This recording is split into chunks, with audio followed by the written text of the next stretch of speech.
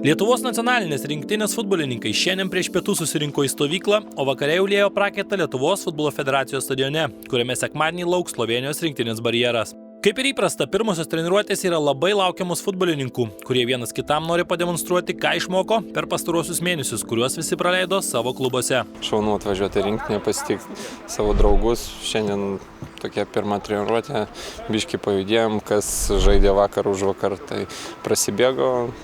Rytoj jau darbas mūsų laukia.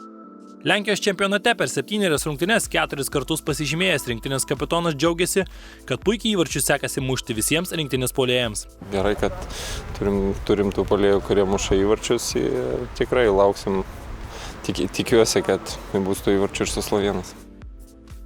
Vienas rinktinės senbuvių Mantas Kuklys buvo itin pakilios nuotaikos ir tikėjosi naujojo ciklo pradžioje ir galims padovanoti pergalę. Nuotaikos geros, vėl susitikom, kaip pasakyti, visi kartu, lietuviai visada smagiausi, kaip pasakyti. Visi vienas kitą suprantame, jokai pasikalbame, kaip sekėsi klubuose ir panašiai. O treniruotės, šiandien pirmą dieną įvadinę tokia labiau, pažaidėm kvadratus, kai kurie žaidėjai, kurie rungtyniavo seniau, jie pažaidė ir futbolą. Labai būtų malonu iš tikrųjų, pirmos rungtynės, tikrai čia tų pažadų, kaip ir treneris nekartą minėjo, labai daug.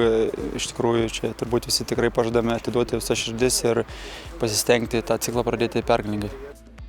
Pasak trenerio Edgaro Jankausko, pirmosios treniruotės dažniausiai būna įžanginis ir reikia atkreipti dėmesį tiek į futbolininkų klubų tvarkaraščius, tiek ir į kelionės sąlygas vykstant į rinktinę.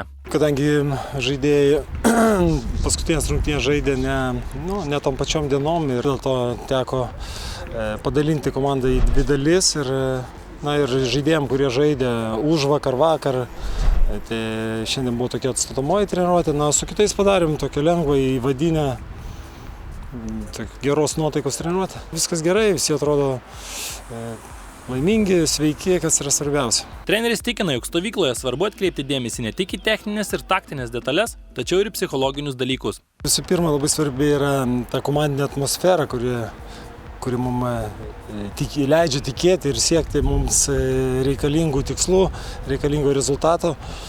O treniruočio aikštėje, aišku, mes turime pasiruošti konkrečiai žaisti prieš tą slovėnų braižą, kada mes esame be kamuolių. Taip pat turim šiek tiek pašlifuoti mūsų žaidimą, kada jau mes turėsime kamuolį, kaip mes atakuosime, kur mes ieškosime jų, sakysim, silpnesnių vietų. Nuo rytdienos rinktinė treniruosis rytais ir tik šeštadienį treniruotė numatyta 19 val.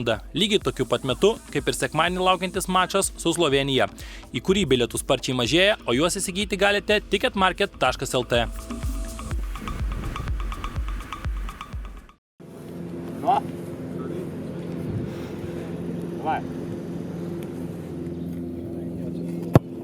Mano pozicija svarbiausia greita reakcija, šuolis, staigumas.